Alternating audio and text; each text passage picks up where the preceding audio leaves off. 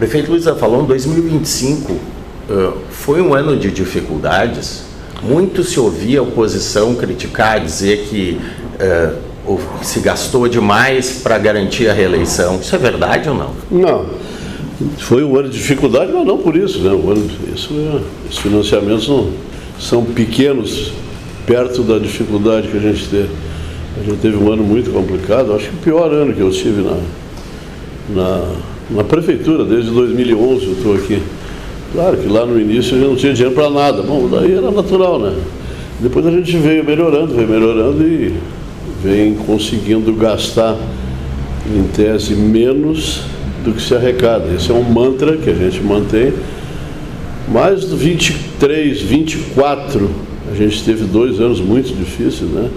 Em função da pandemia, em função da enchente, né? Foi um ano muito complicado, a gente gastou muito mais do que arrecadou fazendo revitalização de estradas, pontes, obras, etc. Só aquela ponte da Parada 100 a gente fez o provisório 4 vezes naquele ano de 2024, então foi um ano muito difícil. A gente gastou muito com enchente, com o vendaval que teve em janeiro de 24, um vendaval terrível, então a gente gastou muito dinheiro. E imaginávamos que 25 seria melhor, então a gente manteve quase todos os serviços, porque depois tu entrega para a sociedade de serviços, é muito difícil tirar. Mas também não foi um ano bom, 25 não foi um ano de retomada, um ano bom, assim. A GM hoje está no 4º layoff, né? Agora continua. Então não foi um ano que retomou as vendas de automóveis, que é o nosso principal ativo aqui, principal gerador. A GM gera muito ISS, ICM, etc. Então a gente foi um ano difícil por isso. Mas a gente teve dificuldade porque não quis cortar serviços. Não, vamos manter até onde dá, não tirando serviço. Então, os investimentos feitos lá no primeiro mandato foram investimentos naturais e o que causou foi isso, né? A gente ter mantido o nível, devia ter começado a cortar mesmo lá 23, 24, mas não, a gente tentou manter todos no mesmo nível. Agora estou fazendo diferente, estou fazendo cortes no orçamento, diminuindo, tentando fazer aquela mágica que o gestor brasileiro faz, não precarizar nenhum serviço, mas tirar aquilo que pode ser tirado. Esse é o grande desafio do gestor público no Brasil hoje. Esses cortes, um exemplo é o pacote relacionado ao funcionalismo, mexeste com triênios. Não, funcionalismo quase nada. Os difícil acesso. Isso também é um ajuste, parte desse plano? É um ajuste, mas esse aí não tira, esse aí vai alocar de outra forma. Falou em difícil acesso. A gente vai manter o difícil acesso para quem tem difícil acesso, né? Essa lei é lá do tempo muito antiga, essa lei do difícil acesso, e ela considerava quase todas as escolas de difícil acesso. Então nós temos aqui, por exemplo, aqui onde nós estamos nesse bairro, era dificílimo acesso, né? A Vila Natal, difícil acesso. Então, hoje é tudo centro, né? Hoje tudo tem a mesma lógica de transporte e mobilidade do centro e ainda continuava sendo difícil acesso. E difícil acesso, inclusive, para quem não acessava. O cara estava de licença médica, por exemplo, e tem muita gente de licença médica, também é uma área que nós estamos apertando muito, e ele continuava recebendo difícil acesso de licença médica. Então nós tivemos que mudar bastante coisas. Mas esse dinheiro, basicamente o da educação, que são as pessoas que recebiam mais isso, esse dinheiro vai ser revertido num 14º salário. Nós temos uma posição no IDEB, o desempenho da cidade de Gravataí é precário. Tenho certeza que os professores da rede não querem isso, né? Eles devem ficar com vergonha de ser 439, colocação 439 em 497. Nenhum professor quer isso, nenhum trabalhador da educação quer essa posição vexaminosa. Então a gente vai mudar. A gente mudou a lei orgânica para poder escolher os diretores e a partir daí não perder mais dinheiro na educação, que por incrível que pareça, por não atingir determinados objetivos criados junto ali com o IDEB, a gente perdeu num ano de 24, 25 milhões de reais. E aí tinha diretores, aqueles que são mais esclarecidos, alguns diretores diziam o seguinte: não, essa prova do SAERS, aí, do SAEB, não vão fazer porque isso aí é dinheiro para o governo do Zap, não é para a educação. E perdi. Nós não atingimos 80% dos alunos fazendo a prova. Isso aí tu perde dinheiro direto ali. Então, esse ano não, a gente já reformulou tudo, mudou os controles, mudou a divulgação, atingimos mais de 90%. Mas, nos anos anteriores, isso acontecia. Então, a mudança dos diretores vem nesse sentido. E alguns cortes que a gente vai fazer na área da educação, essas coisas que tu falou aí, triênios, difícil acesso e etc., é justamente para ter dinheiro para pagar um 14º por mérito. A meritocracia vai entrar nesse jogo. Então, o trabalho que a gente vai fazer com o IDEB é muito forte. Já fizemos a eleição dos novos diretores, todos eles fizeram prova, fizeram treinamento, passaram por palestras, conversas, treinamento, e vão continuar sendo feitos treinamentos para resgatar a honra dos professores e dar o dinheiro para quem merece. Não pode ser a rodo, qualquer um ganha, todo mundo ganha, não concordo com isso. A meritocracia, para mim, eu sou fã da meritocracia, trabalhei a vida inteira nela, construí a minha vida em cima da meritocracia, então eu acredito.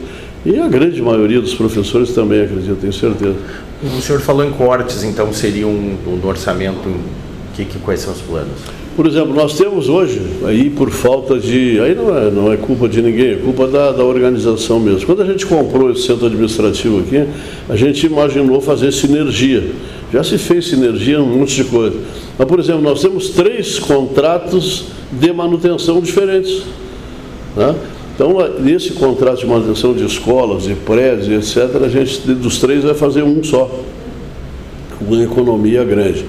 E tem muita coisa, no transporte a gente diminuiu o número de carros, otimizou frota, um monte de coisa que a gente vai fazer de corte de despesa para adequar a receita à despesa, né? O senhor tem uma meta disso, de um corte em torno de 120 milhões no ano. Né? 120 milhões a gente vai cortar nisso. Não tem muita coisa que dá para cortar. Então nós fizemos uma gestão, eu fiz um grupo aqui, gestor, que vai gerir os 50 maiores contratos da prefeitura. E nessa gestão nós vamos economizar de 120 a 150 milhões, depende, no ano, e poder aplicar em outras coisas, ou adequar o orçamento à receita. Né? Então basicamente é isso.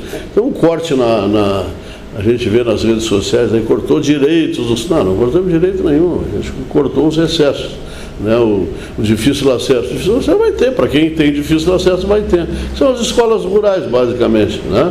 Está lá numa escola rural, difícil de chegar, estrada de chão, essa aí vai continuar com difícil acesso. Ademais, não existe a mínima condição, a mínima necessidade, até é uma falta de critério, né? Tu ter um difícil acesso numa escola da Vila Natal, numa escola da São Vicente, não tem lógica isso. Então é isso, basicamente é isso que a gente vai mudar. O governo lançou leilões também, né? Prédios até histórias na cidade, como da RGE, né? A questão do cerâmica. Como é que está isso e esse dinheiro? Qual é o plano? Esse dinheiro ele só pode ser usado para investimento ou para pagamento de dívida previdenciária, por exemplo. A dívida previdenciária eu posso pagar com esse dinheiro. Por enquanto não estou fazendo isso, vamos fazer só investimentos. Por exemplo, eu vou vender nós vendemos a usina lá, aquele terreno da usina que a gente não usava, aquilo lá praticamente era um desperdício, estava lá, a gente não vale a pena usinar asfalto, né? Muito mais barato comprar. E a gente vendeu a usina. O que eu fiz com o dinheiro da usina? Investi em asfaltamento, meio fio, drenagem, em 2 importantes ruas da cidade. Uma já entreguei, que é a Mário Lanza aqui do lado, devo entregar a Neiva da Costa, que é uma área de 1.400 metros de distância, mora muita gente, chão batido, horrível, então vamos entregar o asfalto dela pronto. Vendemos a RGE que tu falava há pouco. A RGE também é um patrimônio do município, se tu deixa lá vai ser invadido daqui a uns dias, né? Certamente já tinha gente tentando invadir e morar lá dentro.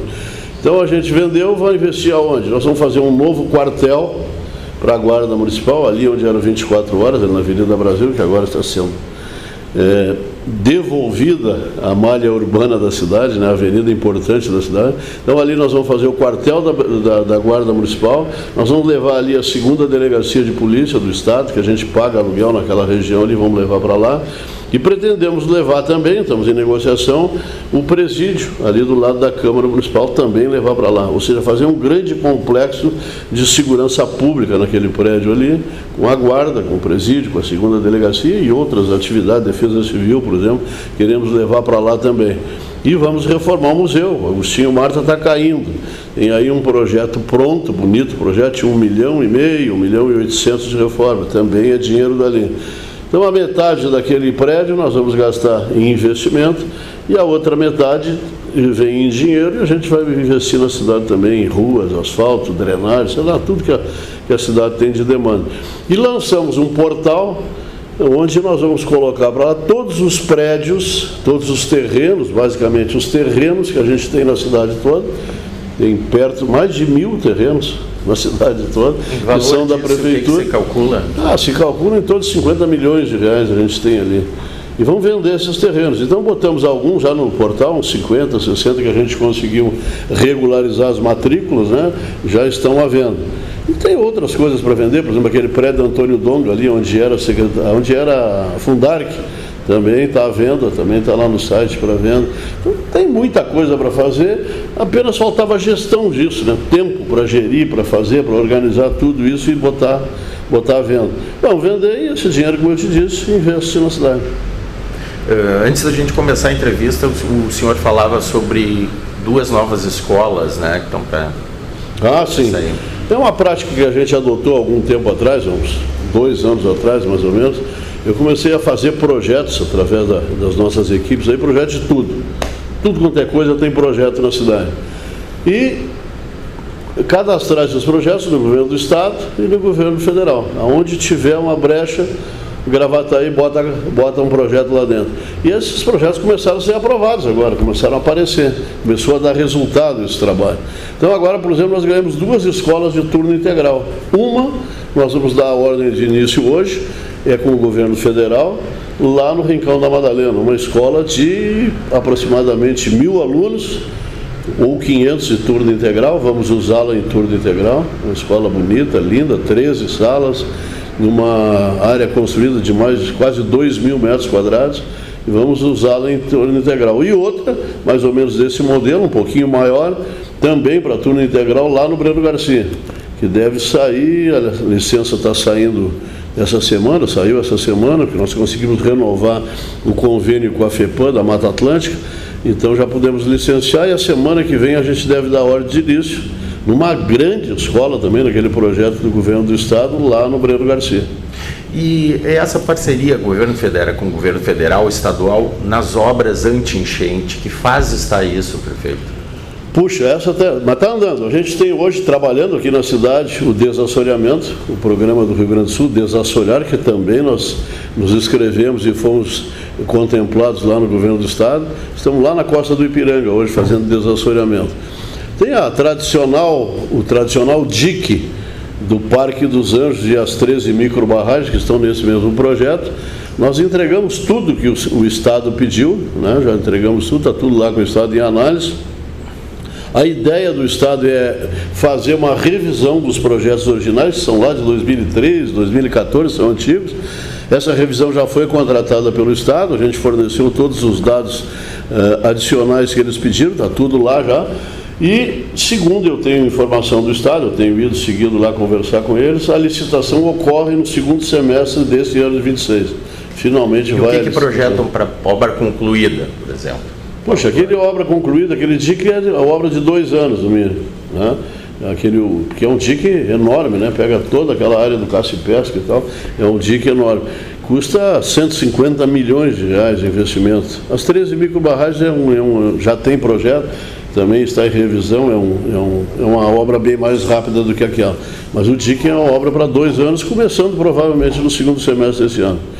Tem eu já recebi 12,5 milhões do Estado também, onde eu cadastrei projetos e fomos aprovados também. Uma obra aqui no Campo do Bagé, naquela região da Rua CP ali, uma grande obra de drenagem, e outra lá no centro, no Arroio dos Cachorros, né? Pega aquela ali atrás do Cindy Lojas, aquela região toda, sai lá no shopping e vai para o Rio Gravataí. Uma outra obra de drenagem grande. Só aí são 12,5 milhões, que está pronto, o projeto está pronto para licitar, daqui uns dias nós estamos licitando. Então para Cheias tem muita coisa aí que a gente conseguiu nesses trabalhos aí. Já fizemos desassoreamento do Barnabé, fizemos todos os desassoreamentos do Demétrio.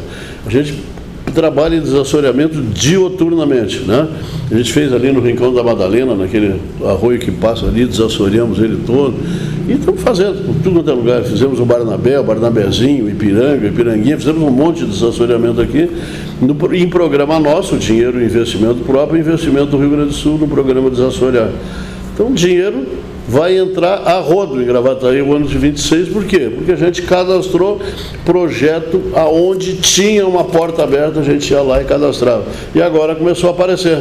Ontem ainda, teve aqui o deputado Pedro Westphalen, veio me visitar aqui ontem, uma visita de cortesia, mas ele é um dos que trabalham muito aquele projeto que nós vamos refazer o Rincão da Madalena completamente, que é aquela área mais alagada lá de baixo, 42 milhões, aquilo é financiamento FGTS, que nós vamos fazer esse financiamento.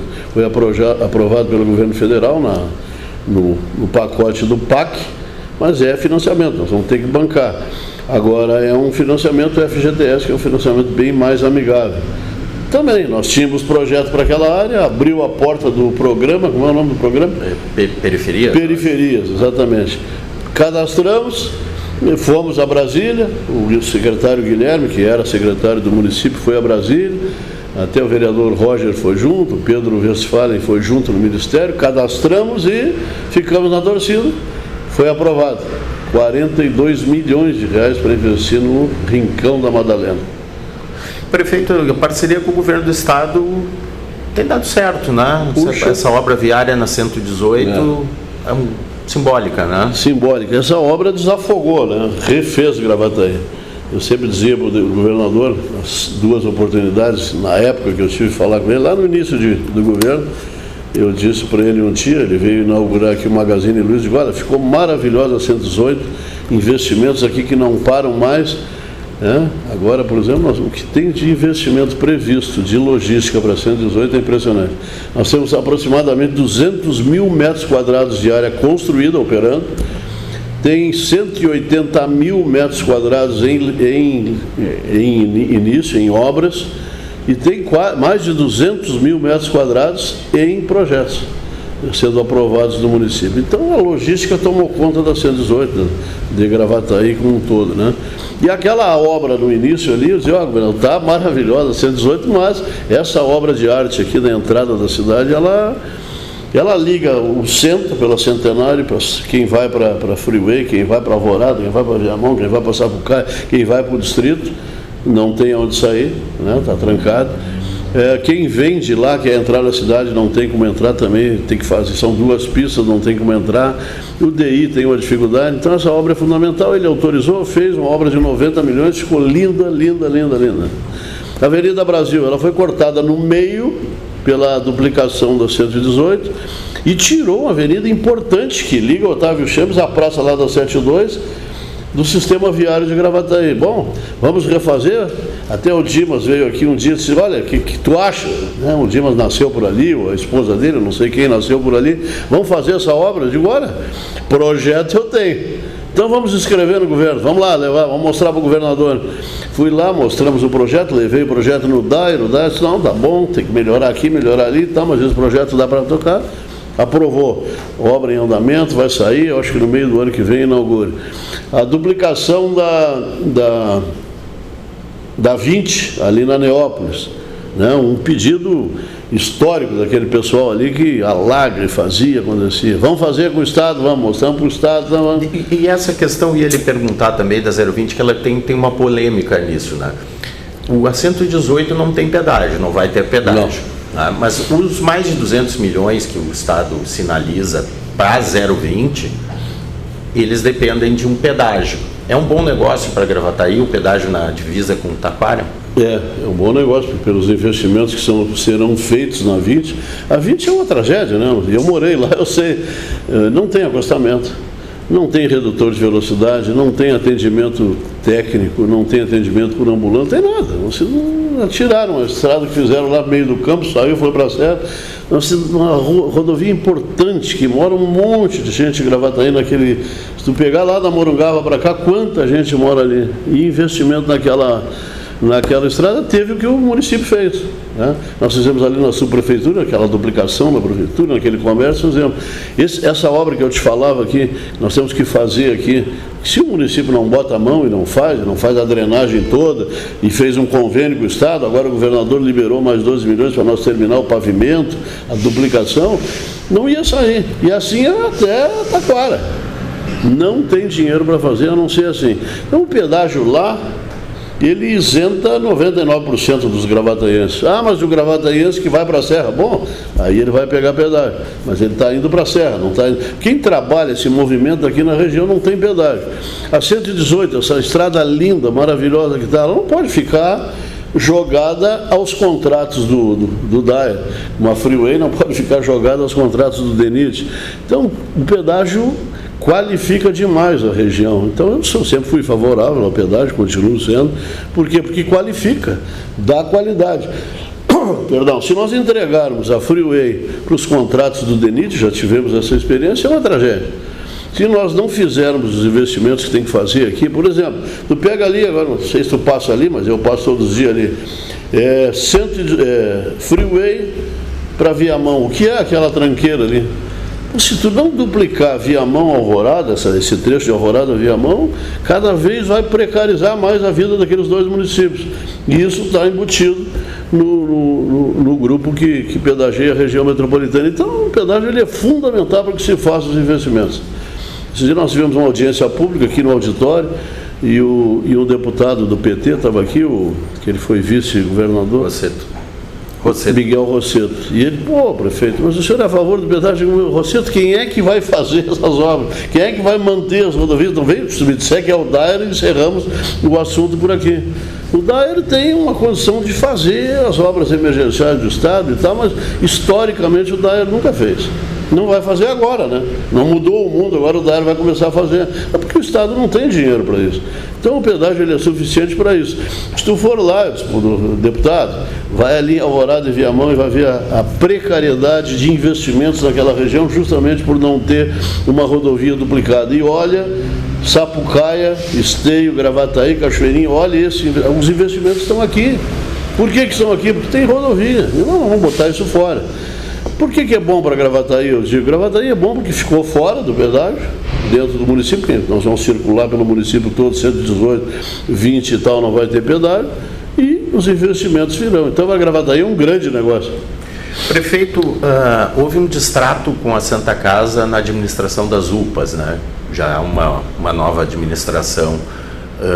Há uma negociação em relação ao hospital? A Santa Casa continua ali? O que isso influencia naquele plano de um novo hospital, de uma ampliação? Como é que está essa questão do atendimento hospitalar? Nós estamos negociando. Tivemos essa semana, hoje é quinta, essa semana nós tivemos uma reunião em Porto Alegre com a secretária Arita, Secretaria de Saúde do Estado, a Santa Casa e nós. O que acontece? O serviço prestado pela Santa Casa é maravilhoso.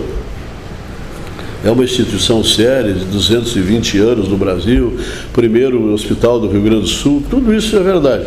E é uma instituição altamente competente. Mas para Gravataí não basta. Nós precisamos de um hospital grande, de um hospital moderno, um hospital com investimento e que se sustente por si só, como o modelo da Santa Casa lá em Porto Alegre. Como é que funciona a Santa Casa em Porto Alegre? No modelo excelente. O privado, o convênio, o lucro, a receita extra do privado sustenta o SUS, a diferença da tabela SUS. Aqui no município não tem isso. A Santa Casa não investe. Por uma cláusula pétrea da Santa Casa, eles não investem. Eles não vão fazer um hospital novo. Ou a sociedade faz, através de emendas, através da sociedade. Eu sempre digo, nós não temos uma Nora Teixeira, né? Nós temos empresários enormes aqui em Gravataí, grandes, milionários, ricos, mas eles não investem em Gravataí. Então a ideia era buscar com eles, e a ideia continua sendo buscar com eles ajuda no investimento. Mas a Santa Casa só investe lá. A cidade da saúde, o Nora Teixeira, aquela maravilha toda que eu reconheço que de fato a Santa Casa é uma maravilha, mas é lá. intramuros, como eu brinco com eles lá, intramuros, né? Lá no Vaticano tem investimento. E Gravataí não. A Santa Casa nunca assumiu a Gravataí como sendo Santa Casa de Misericórdia. Então não tem o mesmo modelo aqui.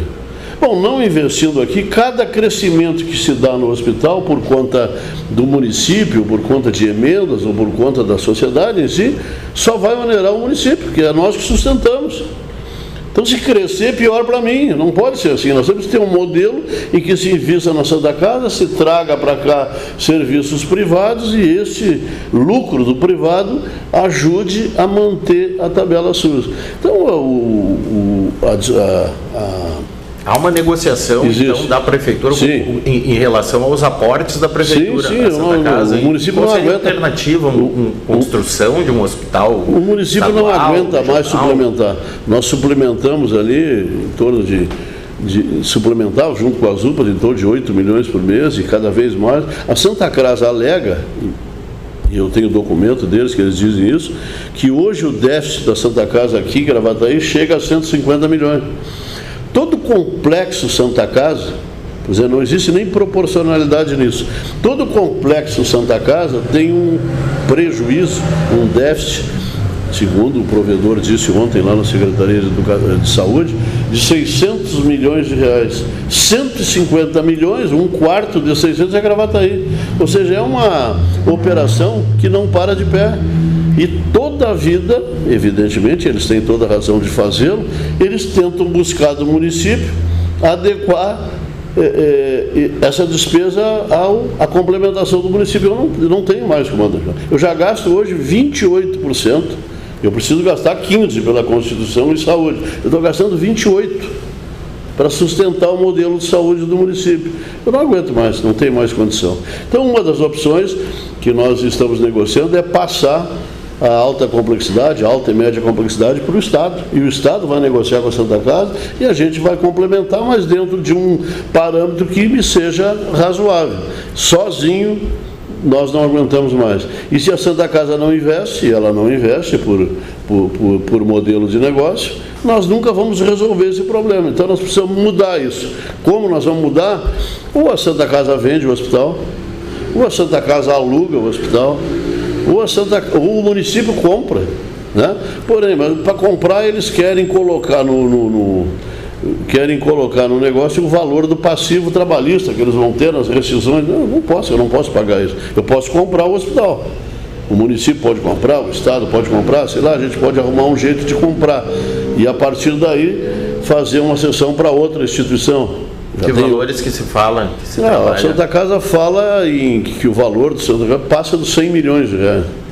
E se tu for fazer uma avaliação daquele... Porque a gente sempre faz a avaliação do negócio, né? Não do prédio, não do tomógrafo, não do raio-x, não. O negócio vale quanto? Esse negócio não vale nada, porque ele tem prejuízo. Essa operação tem prejuízo. Mas não é assim que eles entendem. Eles falam em 90, 100 milhões, só o ativo, e mais os equipamentos, investimentos feitos, que foram investimentos feitos ou pelo Estado, ou pelo município, por emendas parlamentares. Não foi a Santa Casa que investiu. Eu sempre digo que eles ganharam o hospital. Eles disseram que não, nós não ganhamos, é uma compra onerosa, não ganho. Não é verdade. Eles compraram o hospital e ficaram com a obrigação de manter a saúde das freirinhas, das freiras que cuidaram desse hospital durante muito tempo, mas isso não pode ter esse preço também. Então, provavelmente, aí a Santa Casa eu acho que não quer admitir, mas foi um mau negócio então feito lá atrás, né? E esse mau negócio tem que ser repassado para o município. Então, e frustrou, né, o Marcinelli. Quando a Santa Casa veio para cá em 2018, nós tínhamos a esperança de... A gente enxergava Porto Alegre, aquele crescimento lindo lá, a mesma coisa aqui, não aconteceu aqui. Eles não nos ajudaram a captar desde 2018 para cá. Recentemente, o novo diretor, o Olímpio, que está aí, o doutor Olímpio, uma pessoa maravilhosa, veio para cá com essa intenção de captar, de me ajudar a captar com as empresas e tal, mas veio agora. Isso vai levar 4, 5, 10 anos para se mudar o modelo. E o município não tem mais como aguentar esse assunto. Mas nós vamos arrumar uma solução, né? Vamos arrumar uma solução, tenho certeza, junto com o Estado, junto com a própria Santa Casa, que é uma instituição seríssima, são pessoas sérias, pessoas de bem, que também não querem o mal da cidade, né? O hospital é deles, né? A responsabilidade é deles, mas a gente vai ajudar a fazer uma transição tranquila. Pode ser até a Santa Casa, bom que fosse, né? Bom que fosse a Santa Casa continuar aqui pela excelência do serviço. Porém, com este modelo o município não suporta mais. 28% e para fazer as renovações de contrato que precisa, eu vou para mais de 30% do orçamento. Ninguém pratica isso em lugar nenhum. Porto Alegre 18%, 20%. Os municípios no entorno também. Agora eu vou chegar a 28%, vou a 30%, não tem limite isso, né? E me frustra aquilo de não ter para Gravataí um projeto. Tem o projeto, mas não tem a captação de recursos e o investimento que precisam fazer aqui. Prefeito, entrando na parte política, qual a expectativa com o novo comando da Câmara, com o vereador Dilamar Soares, que foi o candidato da base do governo, seu candidato, acredito, né? Sim. Qual a expectativa de relação com a Câmara? Olha, a melhor possível. Nós sempre tivemos uma boa relação com a Câmara, porque a gente fez lá no início, agora no início desse governo, a gente fez um acordo entre os 11 partidos de comando da Câmara. O primeiro ano foi com o vereador Klebs, foi uma relação boa, uma relação perfeita, aprovamos pautas de todos os tipos, as mais difíceis, né, nesse final de ano, essas que tu falava aí no início, de a mudança na lei orgânica, foi uma pauta importante. Os vereadores compraram isso, a base nunca nos deixou mal, sempre esteve junto conosco. Então foi um primeiro mandato do Klebs.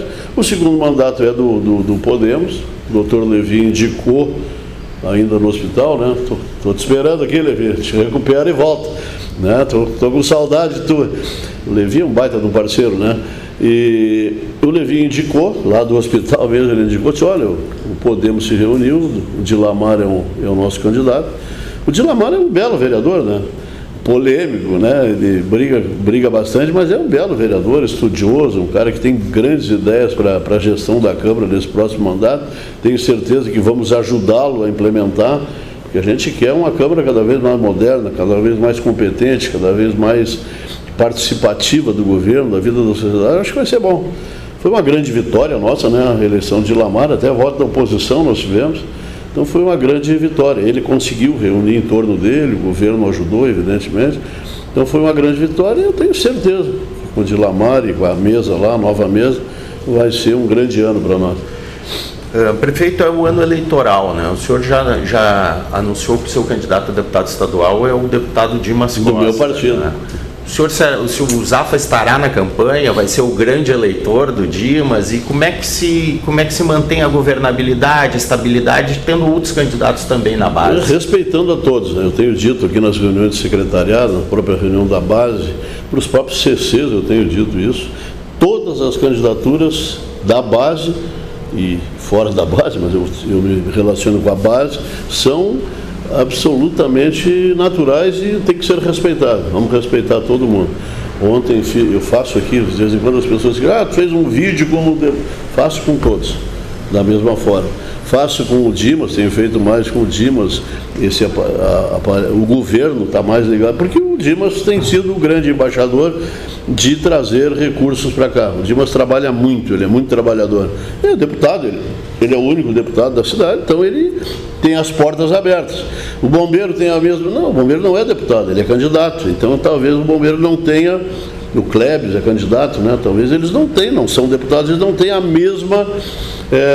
o mesmo trânsito que o Dimas tem no Estado, no Brasil, né, se ele quiser, né? Ele é deputado estadual, é uma autoridade constituída, então até abril agora, março, abril, quando ele tiver deputado, ele aproveita todas as oportunidades. Eu sempre aproveitei todas as oportunidades em nome de Gravataí. Eu, durante a enchente, me lembro, nesta sala aqui, Paulo Pimenta veio aqui me visitar, o Bordignon estava aqui todo, não quis sentar, ficou de pé ali. Turrão, muito obrigado, não quero sentar. Mas sentou todo mundo nessa mesa do PT. Por quê? Porque eles vieram ajudar a Gravataí.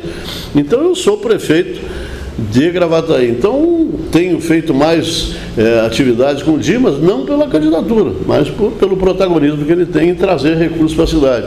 Agora, qualquer um desses candidatos, o Klebs é candidato, o bombeiro é candidato, não sei se o Coruja vai ser candidato, Tem vários aí candidatos da base que vão concorrer. Querem vir aqui fazer vídeo, ser protagonista de alguma ação do governo, sem dúvida nenhuma. Se for bom para a cidade, eu estou junto, independente da campanha. E pretendo fazer isso durante todo o período da campanha, né? Porque o que mais importa aqui é Gravataí. A população, a cidade, isso é que importa. Então eu faço com qualquer um deles. Quando eu faço com um, o outro reclama. Mas isso é da vida, né? É isso, mas trazendo recursos para Gravataí não tem, qualquer um deles é candidato da cidade. Então eu faço com todos e pretendo fazer isso. Agora, vou trabalhar na campanha do Dimas?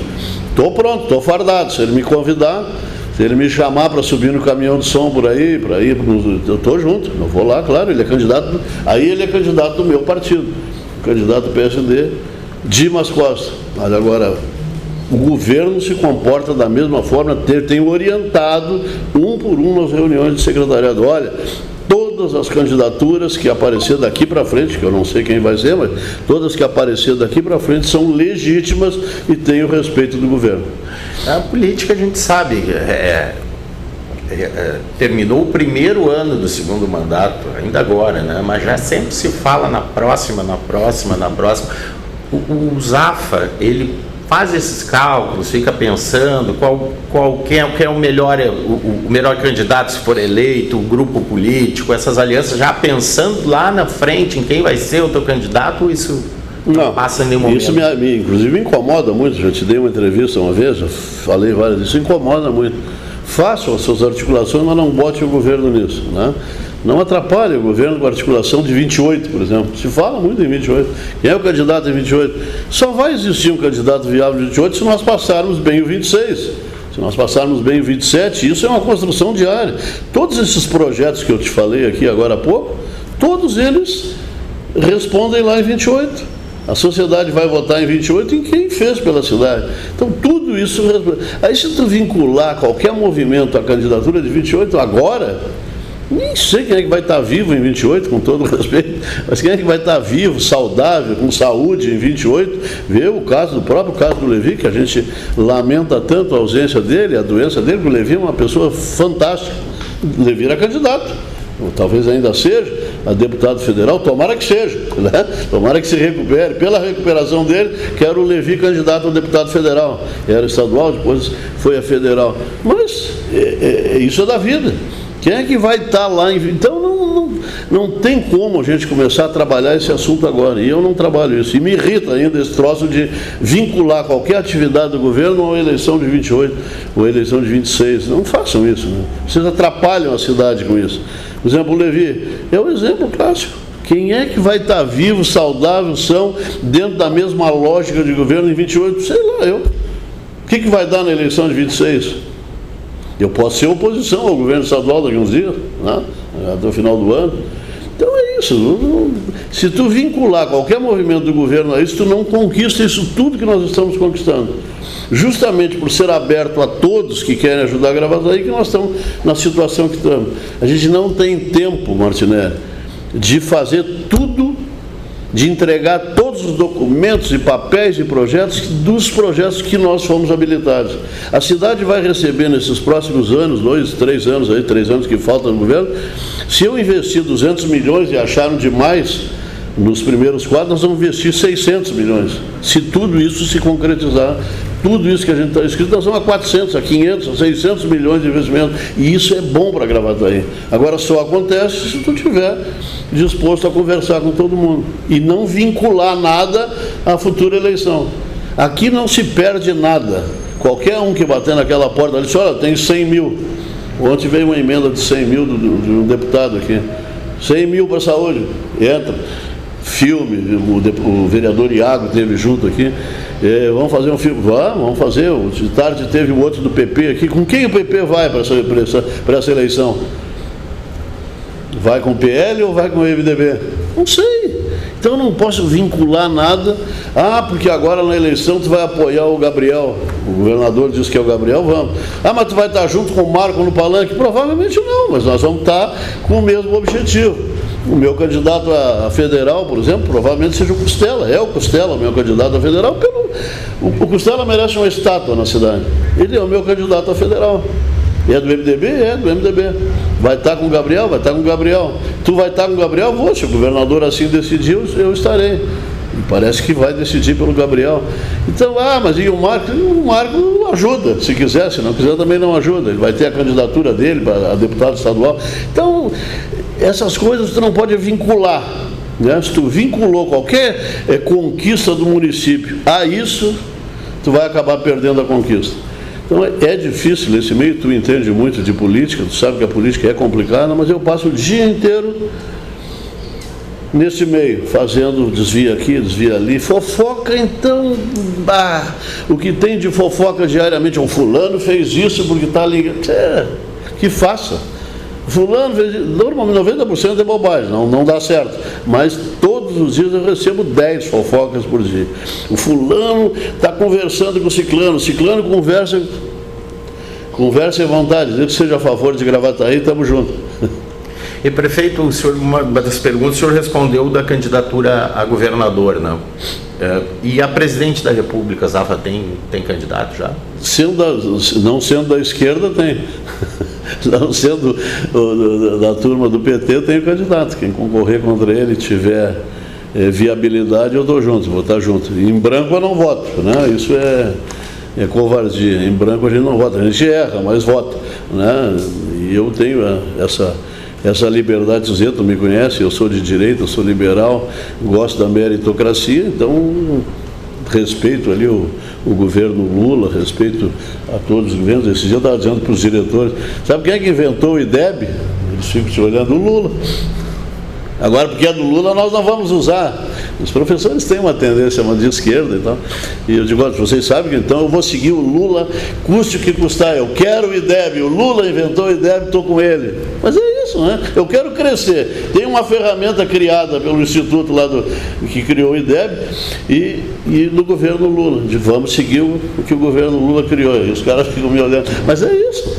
Se o Bolsonaro criou lá alguma coisa que interessa para nós e é bom para a sociedade, vamos seguir. Agora o voto, tu me conhece, eu sou um eleitor da direita. Quem é o candidato?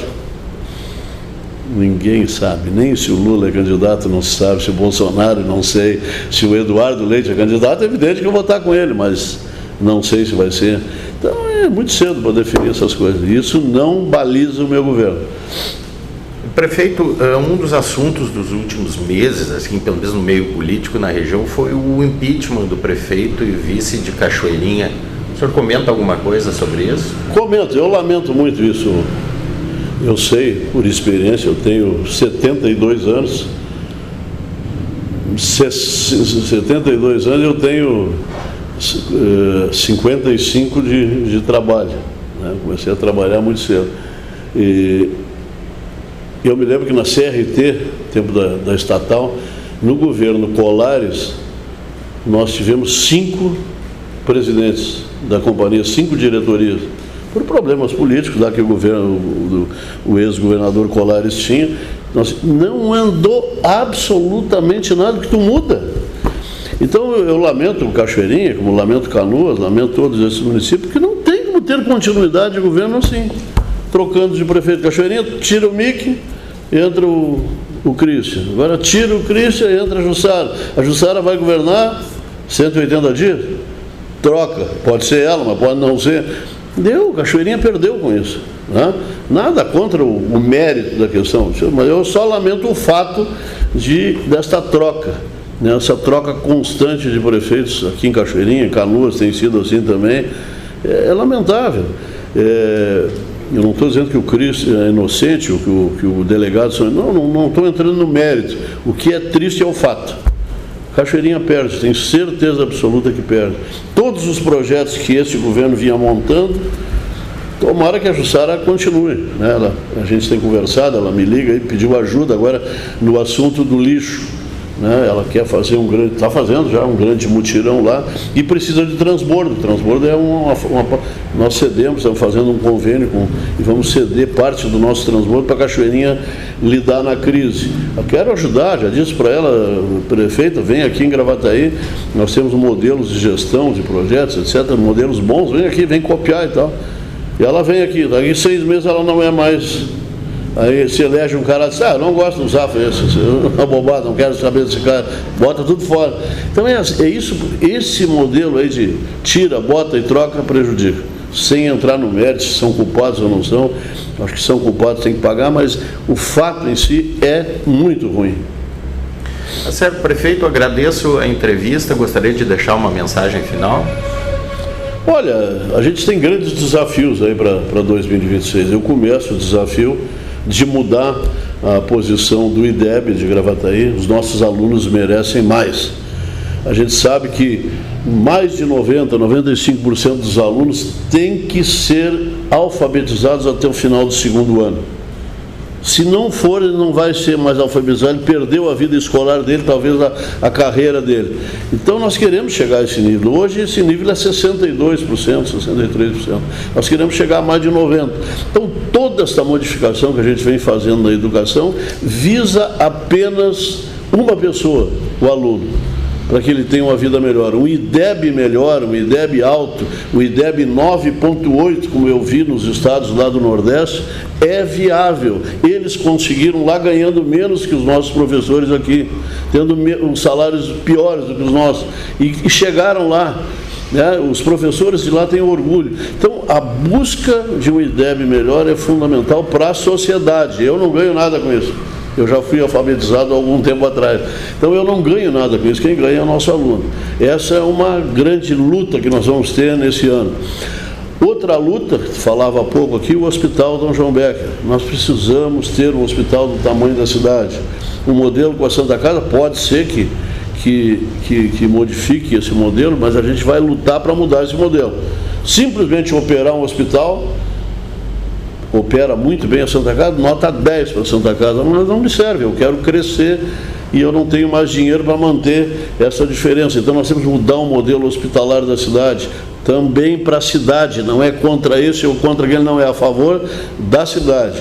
Então é isso que eu quero deixar de mensagem final. Nós temos grandes lutas, obras de infraestrutura na cidade são dezenas que vêm por aí, escolas de turno integral e um monte de obra que a gente está contratando junto com o governo federal, junto com o governo estadual, com financiamento nosso. Por exemplo, nós vamos fazer as obras do entorno do ITEC, lá para viabilizar o ITEC, com dinheiro próprio, meio do estado e meio do município, uma obra cara lá de 30 milhões, mas trazer o ITEC para cá é fundamental para a cidade, não é para mim, é para a cidade.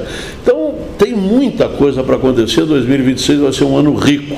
Um ano muito rico para a cidade. 27, 28 serão anos de muitos investimentos da cidade.